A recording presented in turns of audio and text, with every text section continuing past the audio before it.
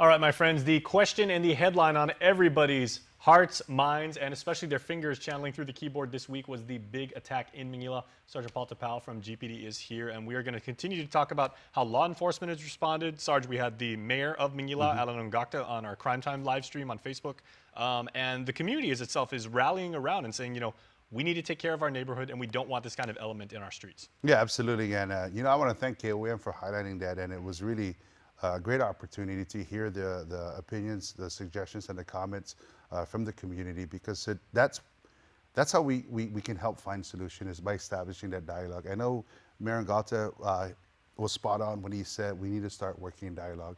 And, you know, reading the comments and some of the recommendations and suggestions, not just from here, but abroad from the United States and, of course, our neighboring islands such as Palau and Chuk, providing us some suggestions in what we can do.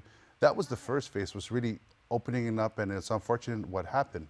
But the dialogue has been established within the community and getting the feedback. I think we had over 300 comments. And, you know, I take wholeheartedly the comments and everything, and this is where we, within the Guam Police Department, can run and work with this. And, you know, rest assured, Chief Ignacio, alongside all our commanders, are going to be taking this and moving forward with how we're going to be proactive with, you know, not just this incident, but towards safety and security within our community. Now, for the benefit of people that are watching right now, the chief himself, I know this for a fact, he actually looks at Facebook, you know, like during his leisure hours and his off time, and he actually looks at those, and he takes each one of those comments, you know, if people are offering suggestions, even if they're just talking smack, he takes all of that input very, very seriously. He does, and, you know, I for one, as the public information officer with the Guam Police Department, that's important, you know.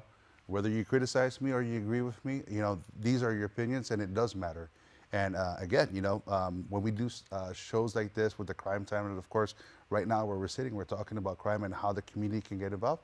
Get involved, you know, send your comments and everything, and you know, this is where you can provide the suggestions, whether you want to come out to our town hall meetings, where you want to come out to our outreaches that we provide for the community. If you can't make it out there, this is a great opportunity in which you can opine your information or give us some sort of suggestions or recommendation. And these are things in which we take into consideration and do and provide a working mechanism for the community. What has been the pulse of your fellow officers when they see something like this happen? Because so many GPD cops that I know are from Manila. I mean, that's their neighborhood, that's their home village. They grew up on those streets. A lot of them went to UOG, so they know the area very, very well. As far as, you know, being just Guamanians and everything, how did that make you guys feel? Well, for one, you know, with the Guam Police Department, it really is, you know, understanding the situation that happened, understanding what they had to do, but now we're taking it to the private life. It's unfortunate. It is, you know, and we're not going to shy away from that. That's always going to be there because it did happen. Now, it's, with the professional side, with the Guam Police Department, is how do we move forward in preventing this? How do we move forward? How do we bring people to the table to prevent this from happening? And I want to tell the community out there, I want to tell this beautiful island of Guam, that the Guam Police Department has forged partnerships with various organizations with our community, such as the Micronesian Resource Center, such as Manialo, such as, you know, various organizations that deal with rehabilitation and stuff. You know, we've partnered up with private businesses such as LMS Guam.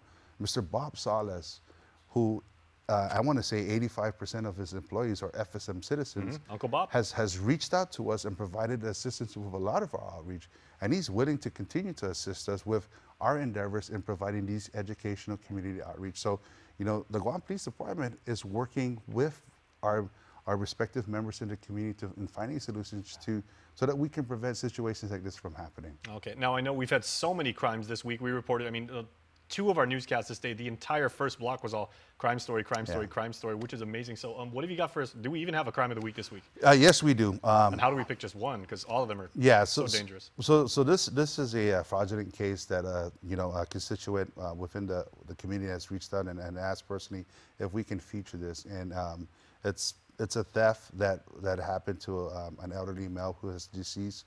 So we want to bring justice, and we ask that if you pay close attention to the surveillance footage, we captured the individual that is a person of interest within the Guam Police Department. If anybody can provide information and help us in identifying and locating this individual, we kindly ask that you help us in providing that information. Okay, well, here is the video and the information. The Guam Crime Stoppers is seeking the help from the community relative to an ongoing fraudulent investigation which was filed with the Guam Police Department in March of this year. The Guam Police Department is seeking a person of interest relative to this case. Video surveillance captured footage of the individual utilizing a Bank Pacific ATM card at a local retail store. The Guam Crime Stoppers is seeking the community's help in identifying this individual. If anyone has any information about this crime or any other crime, you can call our 24-hour hotline at 477-HELP. That's 4357, or submit a tip online at guam.crimestoppersweb.com. All calls will remain completely confidential, and a cash reward of up to $1,000 could be paid if the information provided leads to an arrest and a grand jury indictment. Your call does make a difference. Okay, Sergeant, let's just go ahead and close with the fact that, we've talked about this last week, but it is the summertime months. A lot of people are out and about. A lot of people are away from their homes. A lot of people are taking vacation. What can we do as neighbors to take care of each other? Because that's the only thing. Yep. We all have to work together, and I believe that's the point of your. I'm glad you brought this up, and we were supposed to continue this week, but maybe we can chime on this because this is a whole new another platform with the Neighborhood Watch. But really, start with knowing your neighbors. Ask your neighbors to be that eyes and ears when you're away, understanding what you can do to be a proactive neighbor within your community. Really. Get involved with what's going on in the community. Understand what you can do to help not just your home, not just your street, but your entire community. Start by reaching out to your local mayors. Find out if there's an active neighborhood watch program within your community.